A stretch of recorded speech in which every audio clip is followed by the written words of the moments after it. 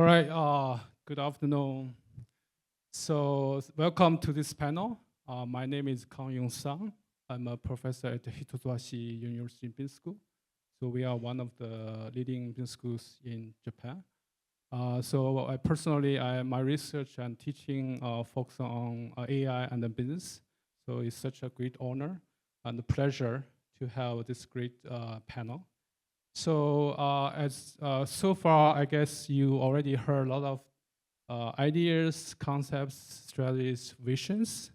But we all know, right? So if without people, without talent, so none of the strategies, visions can become reality, right? So today, this panel will add an important dimension to today's conversation by talking about the people and the talent, right? So we have about 25 minutes, and really looking forward to all the insights from the panelists. So first of all, let me invite each of the panelists to have a self-introduction, talk about who you are, what's your organization, and what you have been doing, especially related to talent, the people dimension, right? So may I start from Joe? Oh, is this on? Great. Thank you for the introduction. So a little bit about myself, kind of a strange journey, but started out in the medical field, actually, 20 years in the U.S. military, where I worked neurotrauma, emergency medicine, and operating room anesthesiology. And then that's what brought me over to Japan, actually. I retired and got into teaching medical school here and then business school. And now I work as a full-time professor at a brand new university, which is a new category of university created by the Ministry of Education. We're a 4-year program and we only teach entrepreneurship. So we only have 1 degree. And so far, we're doing pretty good. We have the most startups out of any of the universities in Japan. I'm also a mentor for Founders Institute, Techstars, and World Cup startup. And I also work with community building with the startups here in Japan. And for my research students and I, we research what's called hidden champions, which is a term that was created by a professor in Germany that focuses on longevity of SMEs that are unknown, but have the highest market share of the niche market that they're in. And Japan happens to have well over 3,000 of these SMEs. And we visit them and we interview the CEOs and we get to kind of learn what kind of talent it is that they're looking for and why is it that they're constantly profitable over hundreds of years sometimes. And so that's basically what I do and who I am. Thank you. Hi, good evening. It's an honor to be here. I'm from California in the United States. My name is Professor Gary Surdam. I am a professor of global education working in Southern California and also doing some collaborations with universities in both Japan and in China. I want to share with you a quote from 100 years ago. John Dewey said, "If we teach today's students as we taught yesterday's, we're robbing them of the future." And isn't that the truth? It's not that our education system is broken. It's just that we're preparing students for a future that no longer exists. So as an educator, how do we prepare our students to be those innovators, to be those people that are going to take technology much further? And I believe that we're not building smarter machines. We need to build smarter human beings. And humans are the ones that are going to make a difference in society and in this world. And so I'm excited to talk a little bit more about that. And as an educator, how do we do that? How do we do that? And you know, I'm also an entrepreneur. I have a startup company called Bright Start EdTech. And what we do is we have a personalized learning mobile app for eventually for students to, we call it Illuminate, because we want those illuminating moments to happen in a child's life when everything comes together and everything is just perfect. Now, how do we do that? We do that with technology. We do that with AI technology, where we investigate how a student learns, how the weaknesses and the strengths of a student, and also working with parents to help parents and teachers and students to come together to really develop this program. So I've had the opportunity to do that, and I'm excited about talking about this on stage here and having the opportunity to share my vision, how I believe that we need to make changes in our education system so that we are addressing the needs of our technology industry. Thank you. Hi, everyone. This is John. I'm a Web3 startup founder and an operator. So basically, my first startup is it's a K-pop metaverse. So I'm always been working on like bringing the Web2 sort of IPs or celebrities into the Web3 world. Many of those companies, believe it or not, they're very eager to enter the Web3 world. They just don't know how to, right? So right now, I'm the CMO for Avatar 48, which is an AI robotic companionship platform. So basically what we do is that we have a platform where we have an AI companion which will integrate robotics technology later on. And also with the token economy, we're also onto the blockchain sort of space in here. So, I mean, today, I think AI changes a lot of things in our lives, in our business, and very eager to talk to you all about the upcoming trend, the hiring strategy, and even in business strategy, how does that affect how we founders operate a business? All right, hey guys, I'm Steve. I'm the Chief Strategy Officer at Hüg. We operate the world's largest hackathon platform. I think some of you might have heard of us. We do work with 80% of the Web3 industry when it comes to them running all kinds of like innovation programs, developer acquisition programs, and co-design a lot of the programs with them. And doing more AI now, as there's this exploding need for talents and new developers to build cool startups everywhere in the world. So I'm spending a lot of time in AI recently. I was at GTC in South California last month. Another company that is on the banner today is an incubation of ours. It's an anonymous polling platform. It's like an incubation of ours, which really used crypto and blockchain technology to defend the freedom of speech, which is another ethos of our team. So on the Hack side, we try to connect the best hackers in the world to let them solve the most fascinating problems. That's been our motto for the past 12 years, as well as enabling them to build really cool stuff is what we're trying to do here. Thank you. Great. So actually, we have very diversified panel. So Steve, my understanding is more community platform builder company, and John is a startup on the IP content based, and Gary is more educational and also entrepreneur background, and then Joe, I believe, working in Japan for entrepreneurship building and also connect with big companies, right? So great. So actually, this topic is indeed very timely, very important issue, especially for Japan. As you know, Japan as a national level position AI and including Web3 as one of the top long-term strategies. And of course, the foundation of this strategy basically is people, the talent development, right? So I work for a national university. Actually, starting from last year, one of the top issues for us is to think about how we can design. We have to design or redesign our program to meet these long-term needs, right? So the first question actually we ask, what kind of talents matter the most in the next 5 or 10 years if you think about AI, including Web3, right? So how we can what kind of ideal person or talent we want to develop. So this is the first question. So I'd like to dig into this first question with the panel. So I'd like to ask each person, especially from their own perspective, background, and to give a little bit more specifics about what kind of talents matter the most in the future, especially 5 to 10 years. Joe, let me start.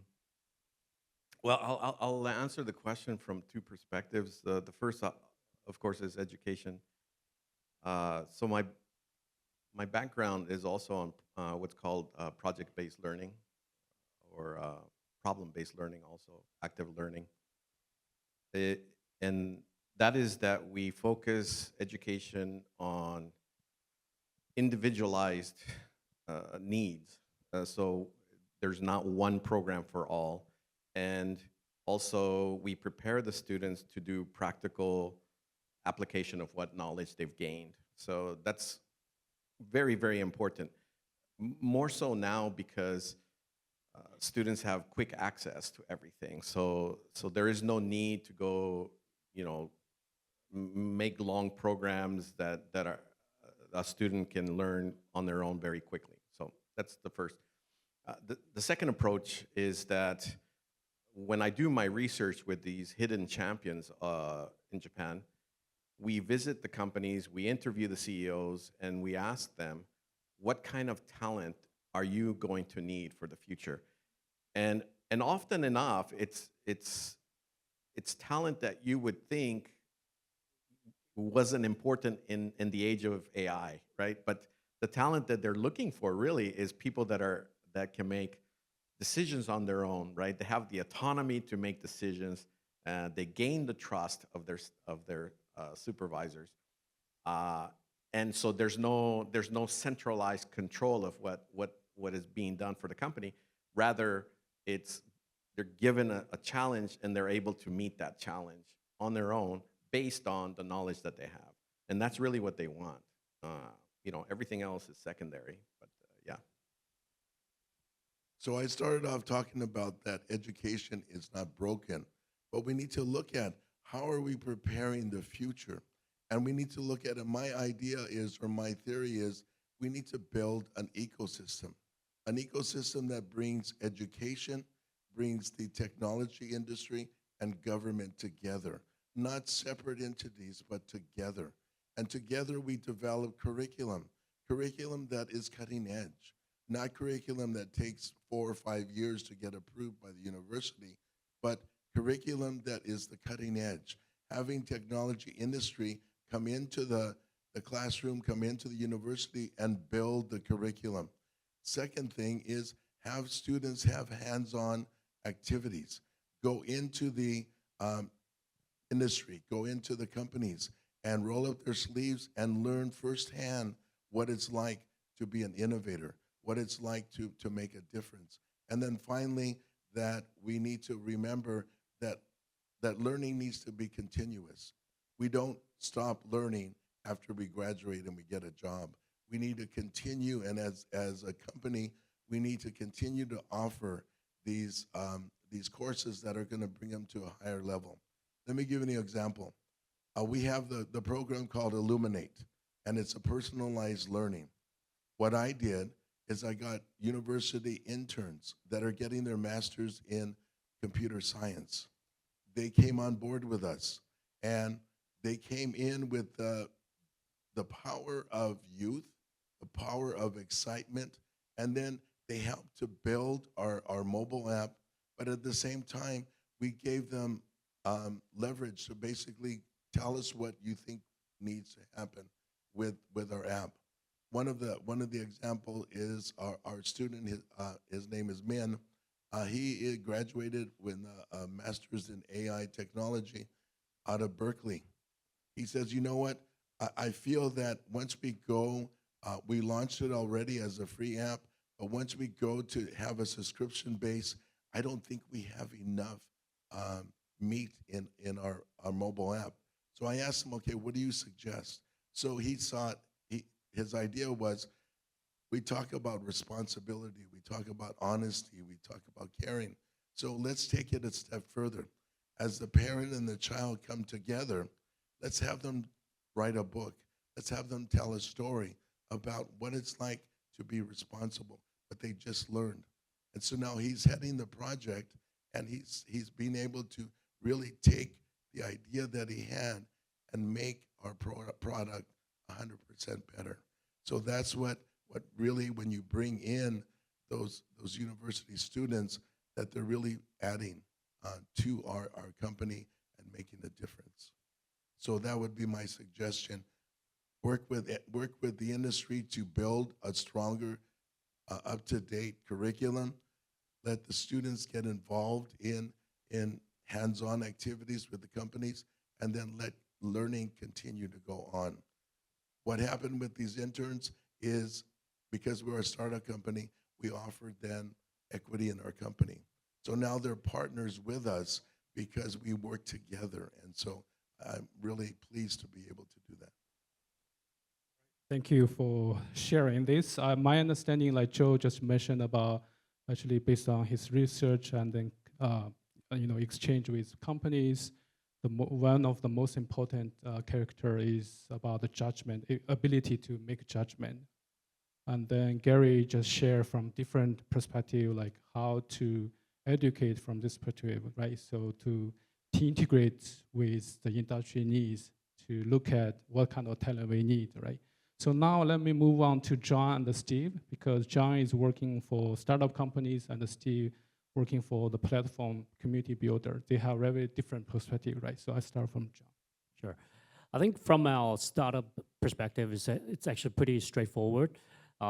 As a startup, comparing to an MNC or a large company, we don't have a whole lot of capital to work with, right? So efficiency is one major thing that we consider, especially in terms of hiring.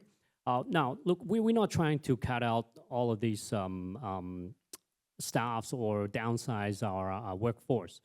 Instead, we want to automate which needs to be automated, which is the mundane task, things that, for example, like translation or even copywriting, something like that, that could be done with AI very efficiently, right? But at the same time, we want to upskill our creative staffs, right? Because we're an entertainment platform and we need staffs who are very creative, right? But somehow they might have the creative edge, but they might not be that skilled in AI. And that's where we as the founders or as the company that needs to upskill our workforce. I think that is very important because they already have a very good understanding about the company, about the operation. We're not here to just cut out the cost, but we want to upskill them so that they can 100x or 10x the productivity. Yeah, I think AI is definitely a force multiplier. Everyone, in a few years' time, I'd imagine in terms of hiring, AI is just one of the basic skills or languages that we have. Like, for example, you speak English, Chinese, or Mandarin, and it would be AI. Definitely, it's just which AI you're more familiar with. But yeah, and I think it's not about AI talents right now. It's about talents with AI. So it's all about vertical depth, how much you can utilize the AI tools to improve the productivity, generally speaking, for the whole company. So for us, as a startup, efficiency, productivity is our main concern. Yeah. There's some interesting conversations that I had with a few friends, and one of them worked at Meta recently. So he was a professor, actually. I shouldn't reveal which university, who was like doing a little bit of side quest at Meta. And but basically, he told me that he haven't stepped out of the office for 2 months because they're building the new LLM. I don't know how many of you use Meta's model, but they're a little bit behind, so they want to catch up. They already spent so much money there. And basically what he told me is there's 4 teams internally, all really great pay, and building on the same product. And whoever wins the competition companies will adopt their solution, and I don't know how they're going to treat the other 3 teams, but probably sack some of them. I think getting back to the question is wherever you work, it could be Mac 7 companies, NVIDIA. It could be one of those like really big Japanese companies, or you can run your own startup. It's really important to have a hacker mindset, which is what is the problem that I'm really trying to solve? And I'm pointing out the meta problem is in big corporates, a lot of the tasks are actually given to you. And you're basically hired to solve that specific task. And sometimes like you don't really think about whether this task makes sense. But having a hacker mindset is that I'm thinking this from the first principle, is this really something that's worthy of like solving?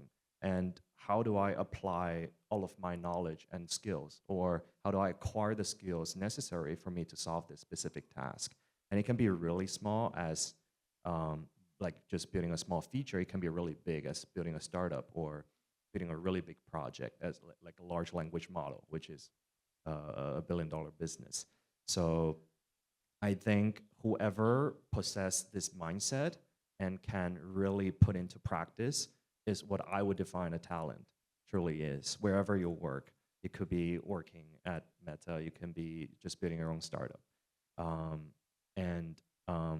AI greatly enabled everyone to be a hacker because we've been running this platform for 12 years. And I would discuss with my partners all the time, what is our TAM? Like, what is the number of people who participate in a hackathon? Before you somehow need to be a developer, you need to know Python, C++, all of that to build a product. Right now, you can prompt it into the large language model. You have a workable product, like getting back to you in 2 seconds.